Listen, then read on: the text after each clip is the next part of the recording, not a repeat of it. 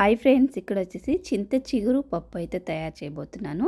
దానికోసం ఇక్కడ ఒక గ్లాస్ పప్పు తీసుకొని శుభ్రంగా కడిగేసుకుంటున్నాను. కడిగేసుకున్న తర్వాత మంచినీళ్ళు పోసుకుంటున్నాను. ఒక గ్లాస్ పప్పుకి 4 గ్లాసుల నీళ్ళు అయితే పోసుకుంటున్నాను. నాకు కొంచెం పలుచగా కావాలనేసి నేను 4 గ్లాసులు పోసానండి. తర్వాత టమాటాలు, కరివేపాకు కూడా వేసుకున్నాను. తర్వాత వచ్చేసి ఎండుమిరపకాయలతో అయితే చేస్తున్నాను అన్నమాట ఈ పప్పు. లేదంటే మీరు పచ్చిమిరపకాయలు కూడా వేసుకోవచ్చు.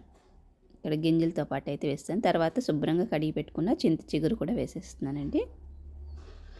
మీకు పప్పు గట్టిగా కావాలనుకుంటే 2 నుంచి 3 గ్లాసులు పోసుకోండి. ఇక్కడ వచ్చేసి కొంచెం పసుపు కూడా వేస్తున్నాను. తర్వాత ఉప్పు కూడా వేసేస్తున్నానండి.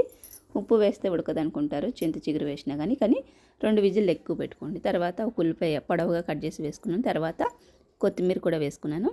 వేసుకొని కొద్దిగా ఆయిల్ వేసుకున్నాను. తర్వాత విజిల్స్ పెట్టేసుకోండి. మీ కుక్కర్ ఎన్ని విజిల్కి ఉడుకుతుందో చూసుకొని పెట్టుకోండి. దాన్ని బట్టి ఇక్కడ నాకైతే 5 నుంచి 6 వరకు పెట్టుకున్నాను అనమాట. ఇక్కడ మెత్తగా అయితే రుబ్బేసుకున్నాను పప్పు గుత్తితోటి. ఇప్పుడైతే ఫస్ట్ ఆయిల్లో నేను వడియాలు, అలానే మిర్చి, మజ్జిగ మిరపకాయలు ఉన్నాయి కదండి, అవి వేపేసుకున్న తర్వాత తాలింపు అయితే పెట్టుకుంటాను. ఇలా వేపేసి పక్కన పెట్టుకున్న తర్వాత దీంట్లోకి వెల్లుల్లిపాయలు, ఆవాలు, అలానే జీలకర్ర,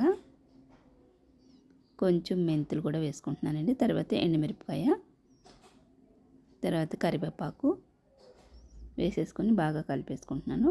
ఈ తాలింపు తీసుకెళ్ళి మనం పప్పులో వేసేసుకోవడమే. మీకు ఇష్టమైతే కొంచెం ఇంగువ కూడా వేసేసుకోండి. చాలా బాగుంటుందన్నమాట. మనం వేసుకునే నీళ్ళని బట్టి మనం విజిల్ పెట్టుకోవాలి. తక్కువ నీళ్ళు వేసి ఎక్కువ విజిల్ పెట్టారంటే పప్పు అనేది మాడిపోతుంది. అదొకటి గమనించుకోండి. పప్పు అయితే బాగుంది. టేస్ట్ అయితే మీరు కూడా ఈసారి చింత చిగురు దొరికినప్పుడు ఇలా ట్రై చేయండి. వీడియో నచ్చితే లైక్ చేయండి. Thanks for watching.